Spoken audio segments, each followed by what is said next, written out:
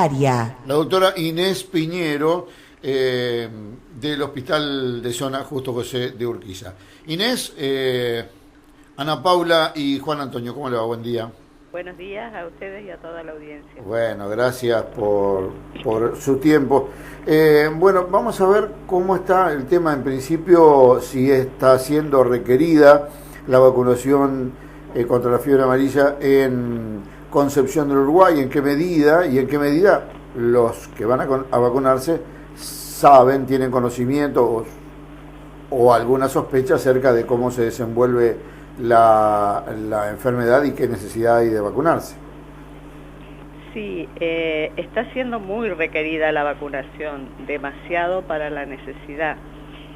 Como bien decías hace un ratito, solamente las personas que van a zona endémica de fiebre amarilla deben vacunarse, no todo el mundo que viaja a Brasil. Los que viajan a la costa no necesitan vacunarse porque no son zona de fiebre amarilla. Los últimos estados en los que se detectó el brote de fiebre amarilla en Brasil fueron San Pablo y Río de Janeiro, pero el estado, no la ciudad. En la ciudad no hay riesgo, sino dentro de la provincia sería, si la equiparamos a nuestro país, en el interior, pero no en la capital, no en las ciudades. Lo mismo toda la zona de la costa, no tiene fiebre amarilla, es la zona selvática, boscosa, la que tiene fiebre amarilla y que se va diseminando de pueblo en pueblo, pero no en la costa. ¿Ha habido en nuestra zona registro alguna vez que usted sepa, obviamente, de algún contagio de fiebre amarilla, gente que haya ido y haya contraído la enfermedad por allí? No, desde que yo estoy en la unidad epidemiológica, no. No, las epidemias de fiebre amarilla fueron en el 1800 y tanto, 1860 y demás, sí, hubo epidemias grandes. 70 y pico, sí, en la época de Sarmiento. Del siglo, ¿cómo? En la época de Sarmiento, 1870, por ahí. ¿Cómo? En la época del presidente Sarmiento. Sí, y después, en principio del siglo XX, después no hubo más fiebre amarilla. Desde el 60 en adelante no hubo más fiebre amarilla en el país por las fumigaciones masivas que se hicieron con DDT, que ahora están prohibidos por todos los efectos adversos que logró. Inés, ¿y es una enfermedad infecciosa que se transmite únicamente por una picadura de su vector? Exactamente, por la picadura del mismo mosquito que produce el dengue, el Zika, el chikungunya y la fiebre amarilla. Es el mismo mosquito. Bien. No hay posibilidad de castración en ese caso. ¿Cómo? Que no hay posibilidad de castración, digo, para que no se disemine la enfermedad. No. Los cuidados son los mismos que para el dengue, evitar tener los recipientes con agua, tapar los recipientes que necesitemos tener con agua, taparlos con media sombra doble, si son tanques grandes que necesitan estar aireados, evitar cualquier inservible en el fondo de la casa o en el patio que pueda contener agua de lluvia y no se necesite tenerlo, lavar los bebederos de los animales 2 o 3 veces por semana, cepillando los bordes. Las piletas, ahora en verano las piletas pelo pincho son un buen lugar para el desarrollo del aire. Sí, porque no todo el mundo tiene la costumbre de cambiar el agua o de limpiar la fondo cuando la cambia. Claro, entonces hay que en las piletas grandes no son problema porque están cloradas, tienen bomba de circulación continua del agua, etcétera. Pero las piletas pelo pincho son agua estancada. Claro. Entonces, bueno, viene ese flotador que contiene la pastilla de cloro, que suele ser una alternativa, digamos, en este caso, para las piletas grandes sí, pero para las piletas chiquitas no se suele usar.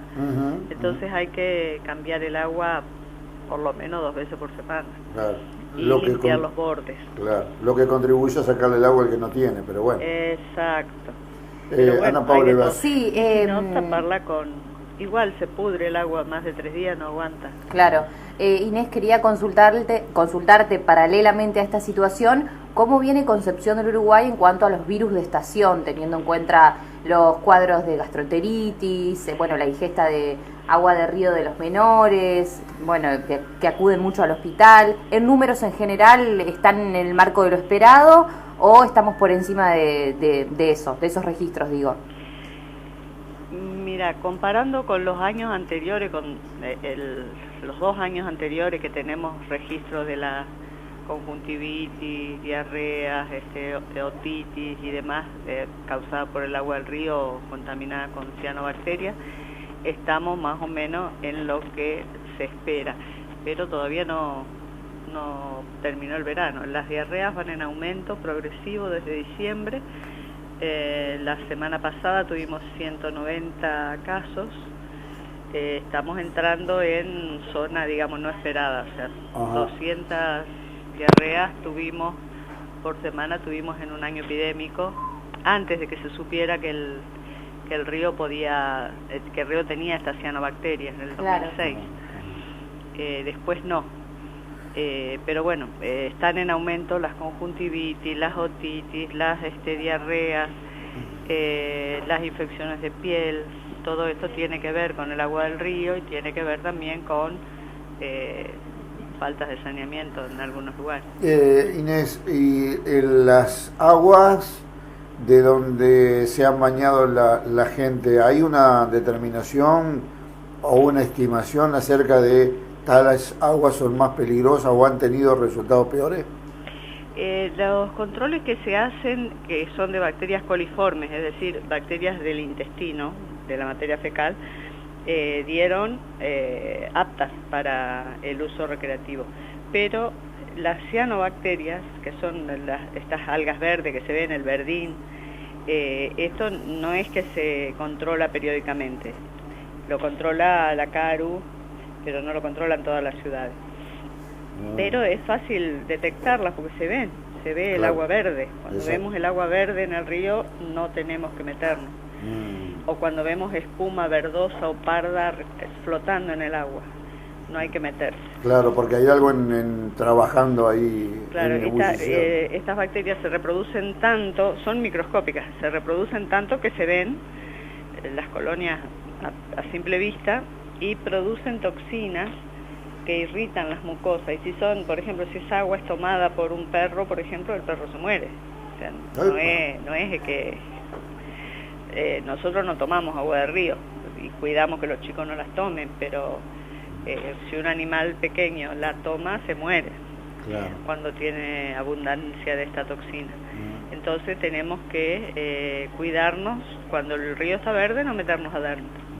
Inés, esto va cambiando, porque depende de la altura del río, depende de la temperatura, depende de un montón de cosas. Entonces hay días que está limpia el agua y hay días que está verde. Hay que fijarse. Sí, en los está muy bajo. Hay banderas rojas que indican no apto para el uso. Claro, el único lugar donde está prohibido y está señalizado que está prohibido es el balneario Itapé, digamos. Bueno, no sé si el balneario Itapé está prohibido por las cianobacterias o por los coliformes. Creo que por los coliformes, sí. Claro. Inés, pero en todos los balnearios, si uno ve el agua verde, no tiene que meterse, es fácil. Claro. Inés, el otro tema es, los conocidos de enfermedades originadas por residuos orgánicos de ratas. Estamos hablando de hantavirus. Exactamente. ¿Qué ha pasado con eso? Digamos, ¿en qué medida el aparato médico puede, a posteriori, digamos, de detectado el problema, actuar en sentido preventivo?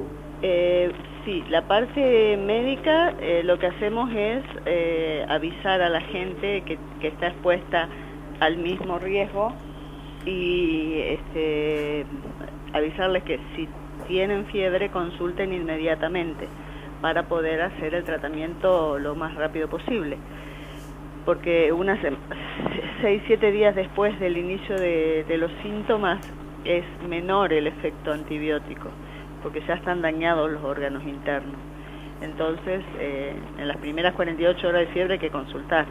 porque Bien. ya se puede identificar si hay un foco Claro. de la fiebre respiratorio, digestivo, o si es un síndrome febril inespecífico que requiere otros estudios.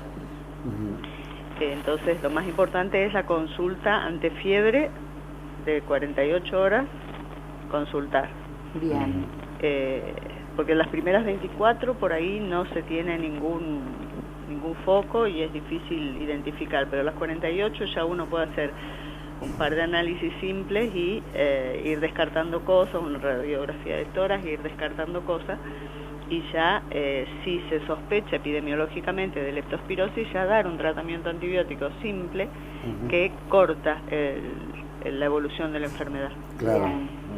Bueno, de todas maneras, todo eso lo no que se hace. es saneamiento ambiental. Claro, eso es el tema, Persona ¿no? que tenga ratas cerca de la casa, poner cebos fuera de la casa, no dentro, porque si no las atrae. Poner cebos para que las ratas se mueran, las que andan cerca, desmalezar cerca de los domicilios, no dejar acumular cosas inservibles, escombros, latas, basura, qué sé yo, cerca de la casa o dentro del patio. El tema de la basura es importante, yo creo que no se le da la dimensión que tiene, pero si tiramos la basura en el baldío más cerca de la casa, estamos generando un criadero de ratas.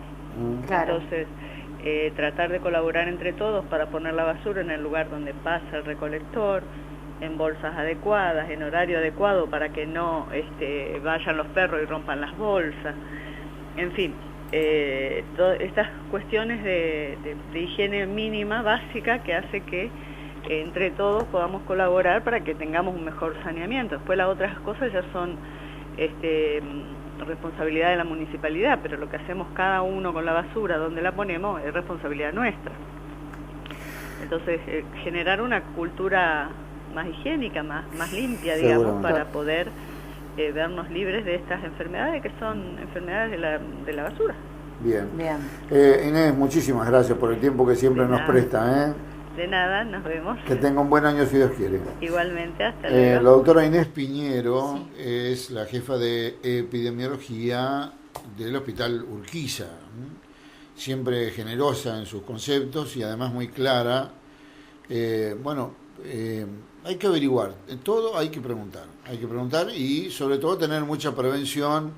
Recordemos que según lo que menciona la doctora Piñero, estamos ante un récord de casos de diarrea, que tiene que ver básicamente con las aguas del río, las aguas del baño habitual, que no necesariamente se producen en baños de nuestra zona. Exacto. Sino que la gente va y viene permanentemente y hay incluso contagios familiares o intrahogareños, digamos, de los casos de enterocolitis y otras cuestiones, ¿no? Y otra cosa que uno se puede visibilizar después del caso de la muerte de este hombre por leptospirosis, fue una cierta psicosis en la ciudad, ¿no? Por la enfermedad en sí. Lógico que suceda, coherente. Pero bueno, mirar también uno, como ella decía, hacernos responsables de los residuos que nosotros generamos y que nos interese a dónde van a parar. Porque se ve mucho de esto de los basurales en las esquinas de ciertos barrios, se ve mucho de no importar a qué hora arrojan los residuos ni dónde, y esto sí es una responsabilidad del ciudadano. Claro, pero además colabora, digamos, un servicio de recolección bastante incompleto, digamos, probablemente no por deseo, sino por la capacidad que tiene el municipio de atender una ciudad creciente, y además que se están habilitando nuevos asentamientos formales, pero que no cuentan, ni hablar de los informales, pero hay lugares de asentamientos nuevos, de barrios nuevos, que no tenían hasta el momento ordenado la recolección, es decir, horarios, días, etcétera, etcétera, y todo eso tiene que irse adecuando. Lo hablábamos días pasados con el doctor Ezequiel Bandonciel, que es precisamente quien tiene a cargo ese servicio en el municipio. 10:50 en la Argentina, hemos hablado con la doctora Inés Piñero.